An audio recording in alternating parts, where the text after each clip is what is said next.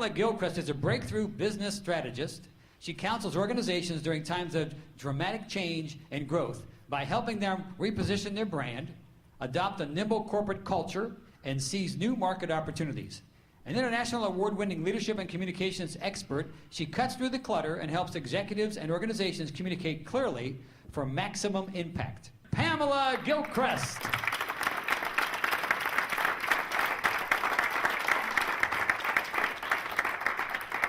Good morning, everyone. I hope you'll indulge me this morning as I tell you a little story about growing up in Michigan.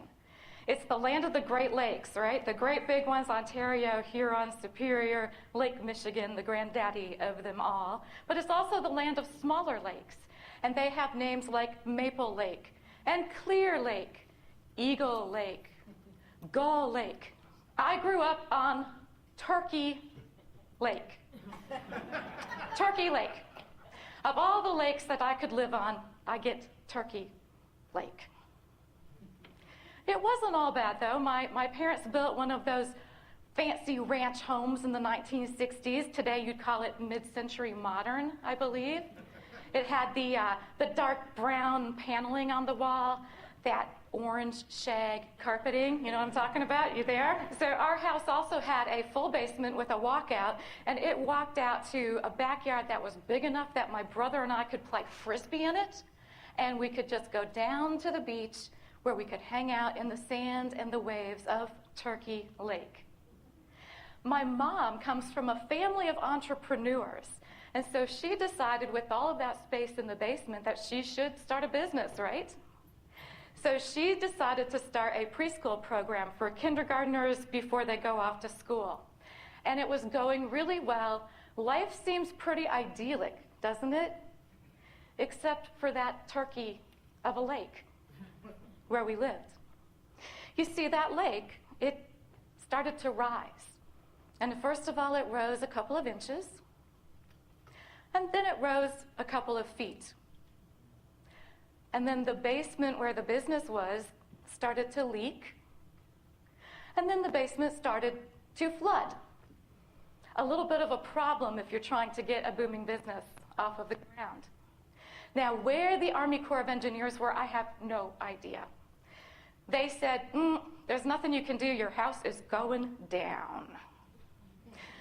However, there was one person in our little town. His name was Mylan Root, and he was the local handyman, high school educated, did a maple syrup farm on the side as well as these handyman projects. He had that greased back black hair and those big horn-rimmed glasses, bib overalls with kinds of tools hanging off, and one of those chains, I don't know, guys, maybe you can help me out, that I've never quite understood. The chain that hooks to your belt loop and then hooks to your wallet and goes back into your back pocket. What's that all about, anyway? But Mylan had something else, you see. He had innovative thinking. He had ideas about how to solve our little water problem. And they went something like this. Well, we're going to put some dirt piles in here and hold back the water. Then I'm going to dig a gravel pit and put it down under the floor of the basement, and it will trench the water out of the house and back into the lake. And that didn't wind up being enough, so he added sump pumps with big pipes, and the sump pumps would carry the water from the basement where it didn't belong and take it back out and put it in the lake where it did belong. You're kind of sensing this became a big problem, right? Overall, we lost 30 feet in shoreline, and that lake came up over 4.5 feet in height. So that's how much below lake level our house sat. So this contraption, which the technical term, I think, jury rigging. Have you guys heard of jury rigging? That's what some people called it. But it worked as long as the power was on. It kept things pumping. If the power went out during a storm, okay, we had 20 minutes for the fire drill. We had to run downstairs and get all of the toys and all of the books and all of the blocks and everything else up off of the floor, pick up all of the rugs to save my mother's business. And 20 minutes is not a lot of time. But Mylan, being an innovative thinker, he had another idea. He said, you know, it is possible, where your house is located, you're uniquely situated to have access to 2 different power companies. Would you like access to 2 different power companies? And of course, my mother said, yes, please, how do I do that?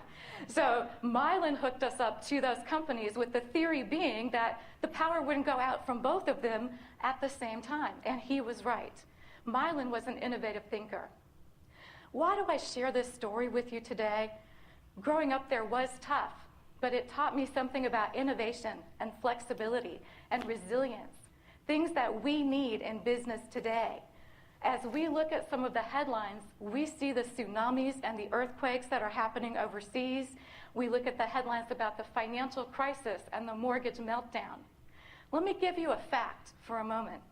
The Fortune 500 in 2008 lost more money in one single year than it had lost in all of its previous years combined in 1 year since 1955.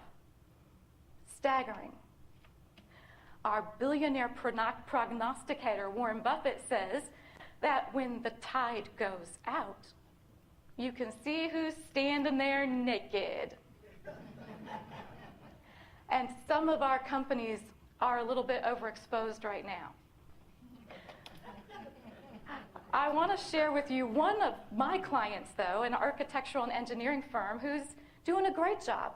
A couple of years ago, they decided that they needed to embark on a strategic planning process and look at their business, look at how it was structured, what kinds of projects were they doing, and how did they need to reorganize for the future.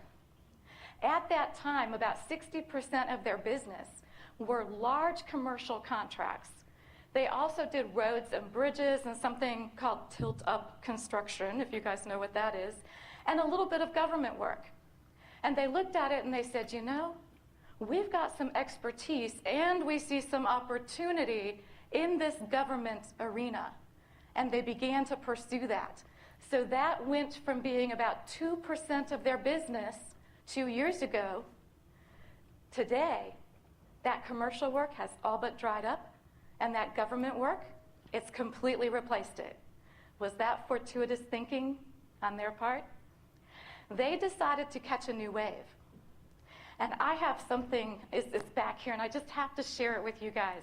This is my baby little girl surfboard. It's cute, isn't it? Kind of amazing.